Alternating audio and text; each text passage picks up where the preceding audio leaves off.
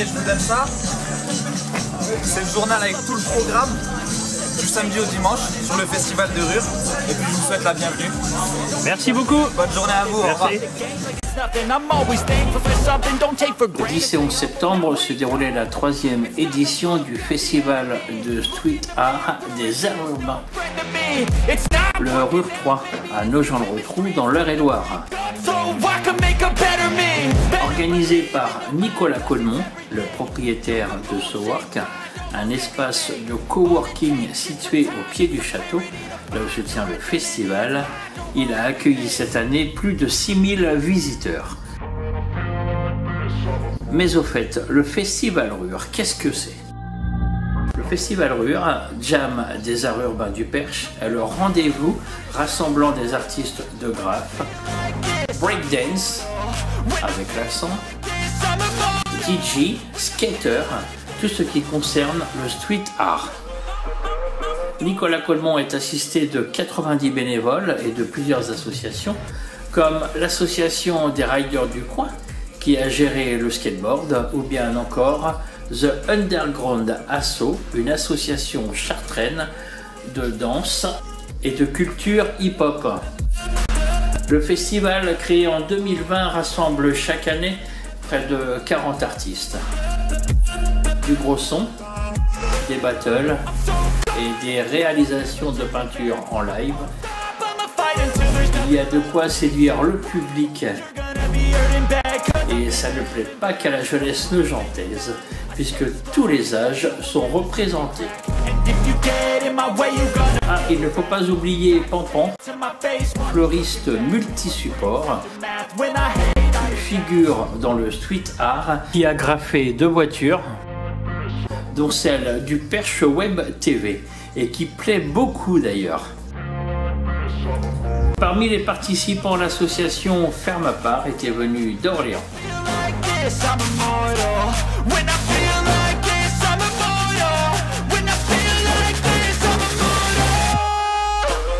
Nous écoutons Jérôme de l'association Ferme à part.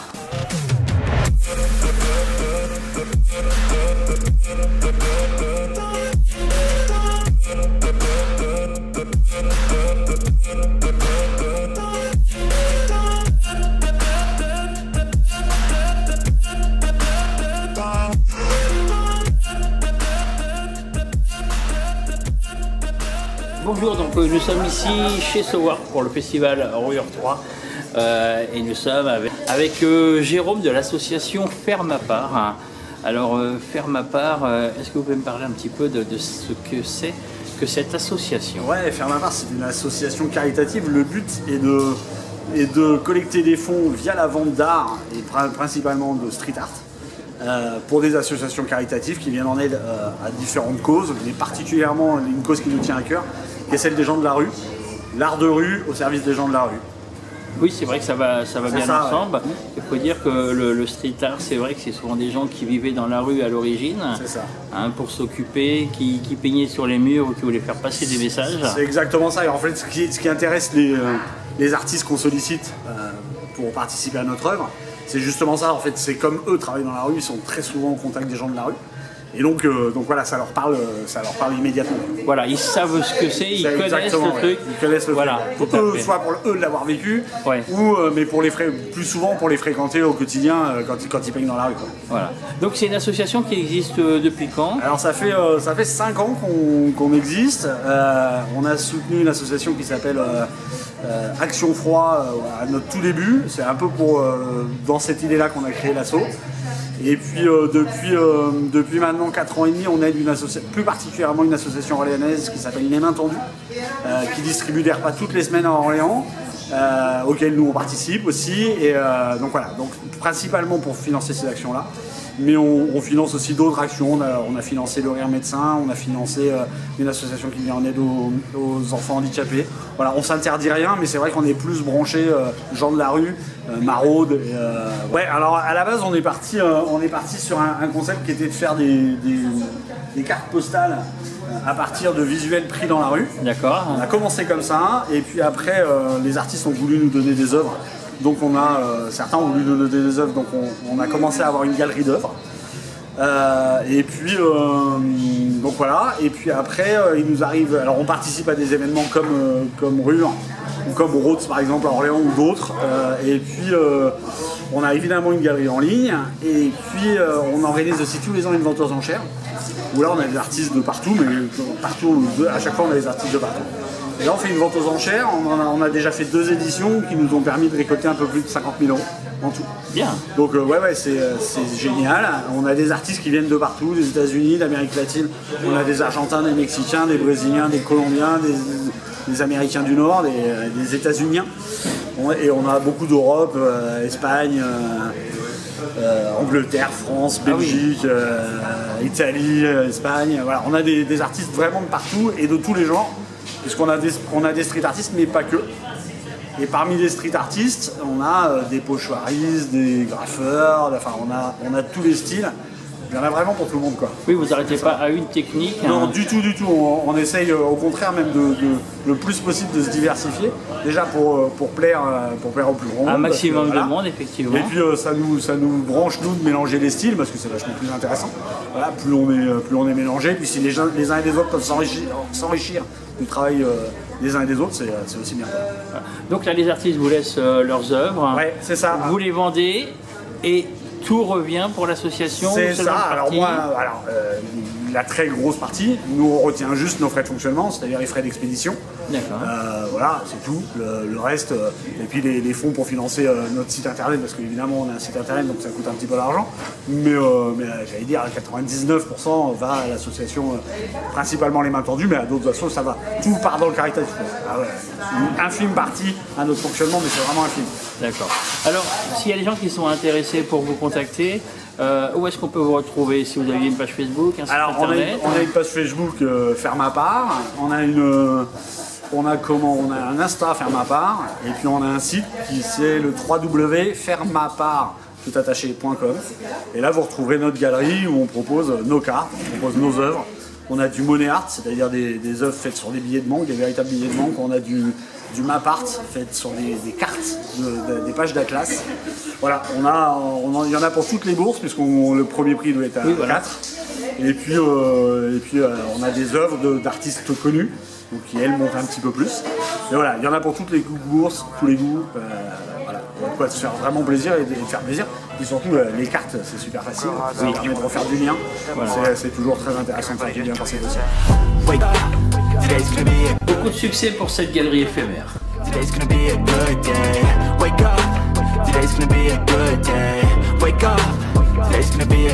On présente aussi Nathan Leroux, pilote moto de Saint-Jean-Pierre-Fix, ou la Wild Code School, venue en voisin de La Loupe. Entre 2 battles de breakdance, toujours avec l'accent, le public a pu s'occuper et faire quelques achats comme ici à la boutique La Belle Fleur. Alors parmi les exposants aujourd'hui, Festival Rure, alors voilà, La Belle Fleur. Alors non, La Belle Fleur, c'est le nom de la boutique, c'est pas le nom de la personne qui est là. Hein, j'allais pas dire ah voilà La Belle Fleur, c'est la boutique La Belle Fleur. Je suis une belle fleur aussi, hein. Bon voilà. Qu'est-ce que La Belle Fleur? Explique-moi un petit peu en quoi consiste ta boutique et ce que tu vends. Alors la Belle Fleur, c'est une boutique spécialisée dans les produits à base de chanvre, donc de chanvre à base de bien-être. On va parler que de produits de bien-être, de cosmétiques, d'infusions, de fleurs aussi de chanvre, voilà, classiques, comme on connaît, sauf qu'elle est dépourvue de THC, elle est non psychotrope, elle a un taux légal en France qui est de 0,3, pour justement ne pas avoir de taux psychotrope trop élevé. Donc voilà. Et après on fait aussi des bières au chanvre, on fait vraiment tous les produits dérivés qu'on peut faire avec du chanvre, qui nous autorisent aujourd'hui à le faire. Dans l'alimentaire, je fais des cookies aussi artisanales au chanvre, qui sont super bons. Et puis voilà, entre guillemets, c'est ça. Après, il y a vraiment de tous les produits maintenant, c'est un petit peu une mode de... Ouais, il y a eu un gros effet de boom entre guillemets sur le chanvre Et certaines sociétés ont dérivé tous les produits au chanvre. On peut même retrouver des serviettes hygiéniques au chanvre, Ah oui. on peut retrouver des patchs au chanvre qu'on peut se coller sur la peau, on peut retrouver des suppos au chanvre, au CBD, on peut vraiment Des retrouver... suppos au chanvre. Oui, on peut en trouver, ça se trouve sur internet, dans certaines boutiques. On peut même trouver des capotes au chanvre sur certaines boutiques. D'accord. Voilà, il y en a qui ont vraiment pris ça et qui ont fait des dérivés de tout. On trouve des boissons énergétiques au chanvre, de l'eau au chanvre aussi, de l'eau minérale au chanvre. On trouve vraiment aujourd'hui beaucoup de produits à base de chanvre. Alors, tout le monde achète ces produits-là parce qu'on peut dire que bien souvent, ces produits, on a souvent l'impression que c'est des gens qui fumaient ou voilà, mais Alors, en la fait, plupart- pas spécialement.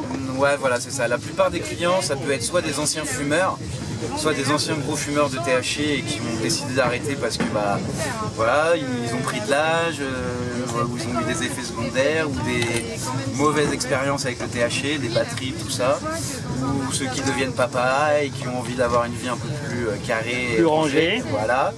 Ou après, c'est des gens qui ont beaucoup de problèmes de santé, d'anxiété, de stress, d'endormissement aussi, de sommeil. Et c'est ces gens qui viennent voilà, pour entre guillemets, les aider à trouver le sommeil et à trouver la zénitude dans leur vie du matin au soir, au quotidien. Alors, il faut dire, par exemple, quelqu'un qui boit une bière au chanvre, je veux dire, il n'a pas de... Il n'y a rien en fait qui se dégage. Non, voilà, il va boire une bière au chanvre, c'est comme s'il buvait une bière classique. Il va avoir un petit peu le goût de chanvre parce que nous, en plus, nos bières sont vraiment faites avec une infusion de fleurs qui est vraiment faite dans la bière. Pas comme plein de bières où c'est fait avec du distillat ou du zola ou de l'huile. Donc là, on est vraiment dans une vraie infusion, donc tu as un vrai goût de chanvre. Tu auras un petit effet de détente, mais ça se sent pas en fait. Trois fois rien. En fait, quelqu'un ne voilà. sera pas positif. Non, voilà, il sera pas positif en buvant une bière CBD au test salivaire. Voilà. C'est vrai que c'est bien de le dire, de le C'est ça. signaler. Exactement. Après, l'alcool voilà. avec le CBD, ça se marie super bien. Maintenant, on trouve des alcools, on trouve tout. On trouve du rhum, on trouve de la vodka, on trouve du gin aussi au CBD. Et le CBD se marie super bien avec l'alcool. Alors, tous ces produits-là, tu les testes. Ouais, c'est ça. C'est des produits que soit on élabore nous, soit c'est des produits avec lesquels on est en partenariat avec d'autres sociétés, des laboratoires. Où, voilà, pour les bières, c'est avec un brasseur parisien. Pour les confitures, c'est avec une meilleure ouvrière de France, voilà, qui fait des confitures magnifiques. Pour les cosmétiques, c'est avec un laboratoire français. Pour nos huiles, c'est pareil. On est en partenariat avec un producteur français. Et voilà, on fait des partenariats avec d'autres producteurs et voilà, pour s'entraider. Et notre but, c'est d'avoir sur le long terme un maximum de produits français.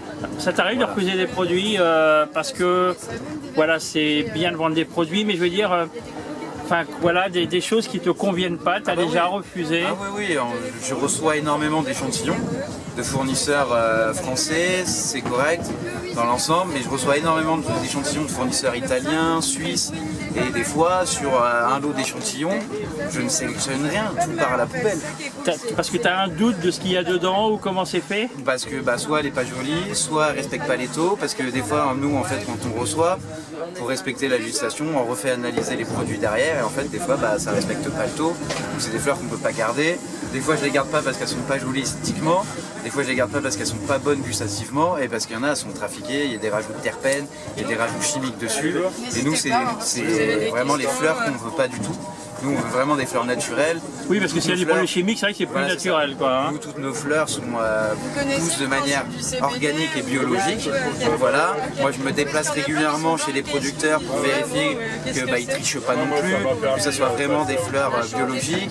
Et voilà, je vois s'il y a le lien avec les producteurs. Moi, je bosse avec des gens avec qui on a des liens, avec qui voilà, on crée un feeling. Et puis après, voilà, on continue à travailler ensemble sur la durée. Et voilà, c'est vrai que dans le CBD, il y a beaucoup de produits encore un peu... on va dire pas très réglementé, vu que c'est pas très réglementé, on va dire il y a pas mal de fournisseurs et de gros laboratoires qui se permettent de faire des produits un peu médiocres, voire pas terribles, Ouais. voilà, et ils inondent le marché avec ça. Et c'est vrai qu'ils suivent la mode et voilà, ils se disent il y a du pognon à C'est ça. faire et on fait un peu Mais n'importe c'est ça. quoi. Et puis il y a des gens qui achètent ça n'importe comment sans les vérifier, voilà. Mais nous on fait tester, nous on teste déjà, on goûte nous-mêmes. Après on est une petite équipe, voilà, on a des testeurs avec nous et puis on les fait tester. Et si tout le monde valide le produit, on va le valider. Mais voilà, dans l'ensemble, c'est moi qui fais la plus grosse sélection au début. Et la sélection est très rustique et très très dure. Alors où est-ce qu'on peut retrouver La Belle Fleur? C'est sur internet? C'est ça exactement, La Belle Fleur. Nous on est un site spécialisé, on a un site en ligne. Donc voilà, on est ouvert, enfin, on répond au téléphone du lundi au samedi de 9h à 19h. Et après vous pouvez passer commande du lundi au dimanche à toute heure. Et c'est expédié en 48 heures, 72 heures grand maximum, ça dépend du transport. D'accord. Il y avait aussi un mur d'initiation au graphe. Le Perche Web TV en a profité pour s'entraîner. Après tout, il n'y a pas d'âge pour s'amuser. Bon, il y a encore beaucoup de travail pour arriver à la cheville de Choupawan, une artiste venue de l'Oise. Voilà avec Caroline et Antoine ici sur le festival Rure. Donc Caroline qui est plus connue sous le nom de Choupawan, voilà, qui est une artiste qui vient de l'Oise. Voilà. Hein, si mes souvenirs sont bons. Ils sont très bons. Merci de me l'avoir dit tout à l'heure.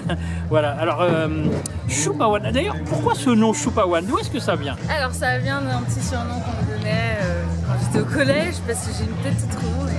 Ah oui, rapport avec le choupa? Voilà, avec Choupa Choups. D'accord. Donc ce nom vient de là. D'accord, tout simplement, et c'est resté ton nom d'artiste. Hein. Voilà, exactement. Voilà. Alors toi, tu fais de l'art comme ça sur les murs depuis quand? Alors bah, c'est depuis 2005 je graffe depuis 2005-2006. J'ai peint pendant 2-3 ans, assez intensément. Puis après, j'ai eu une carrière professionnelle qui m'a amenée à l'étranger. Et à ce moment-là, j'ai fait une pause de graffiti que j'ai repris depuis que je suis rentrée en France, donc il y a maintenant 2 ans que je me suis remise à peindre et que j'aime énormément. Et avec plus de motivation, hein, souvent pas. Voilà, exactement. En fait, je me suis dépravée. Dépourvue. On va dire que j'ai été sans l'art pendant tellement longtemps que depuis que je me suis remise,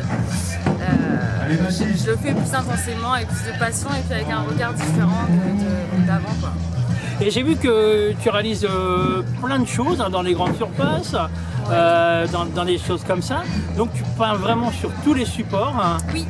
Et quelle technique aussi? Alors, premièrement, moi j'ai toujours rêvé de peindre sur des murs géants, quoi. C'était vraiment mon rêve quand j'étais plus jeune, quand j'étais enfant. J'imaginais des façades remplies de peintures de couleurs, de dynamisme. Et du coup, là, on va dire que c'est devenu mon objectif de faire des murs de plus en plus grands, des œuvres de plus en plus grandes. Parce que voilà, c'était mon rêve. Maintenant, les techniques que j'utilise, c'est la bombe aérosol. De plus en plus, je tire vers l'acrylique, le pinceau, les rouleaux, parce qu'on a une conscience écologique. Et puis, parce que on arrive à des structures, à des textures différentes que la bombe, donc un mélange des deux maintenant. Alors toi, vraiment toutes les grandes surfaces, tu aimes bien, plus c'est grand, plus tu aimes?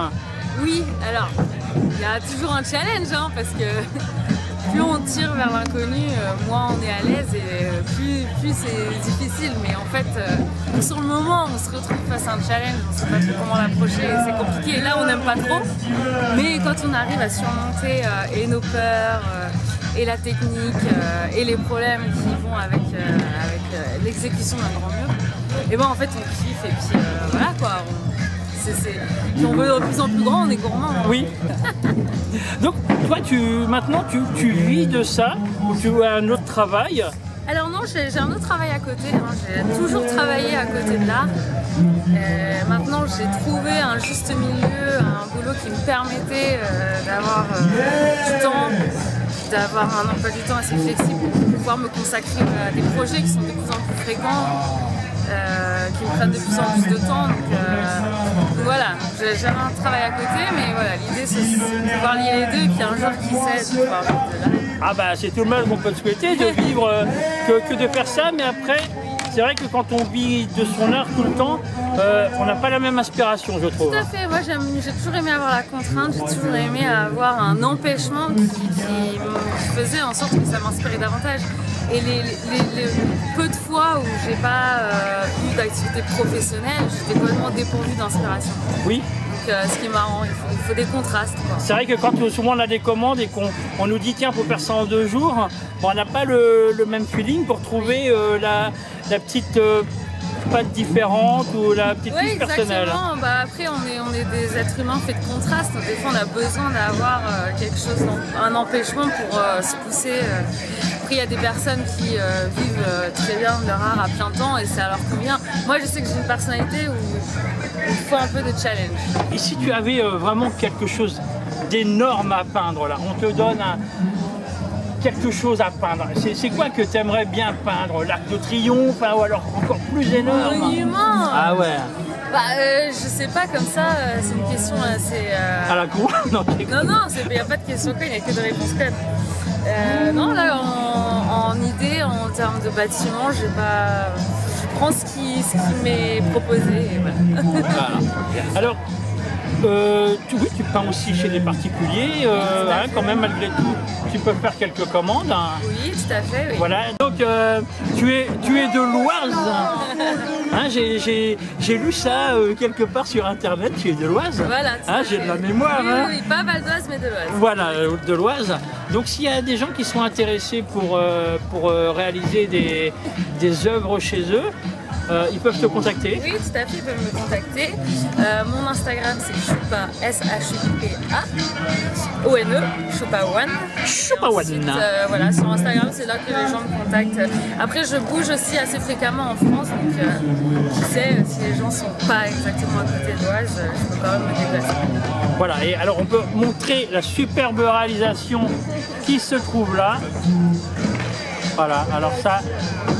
Il y a facilement 4 jours de travail là parce que tu y es... Il y a 2 cm², donc ouais, il y a 4 bons jours de travail.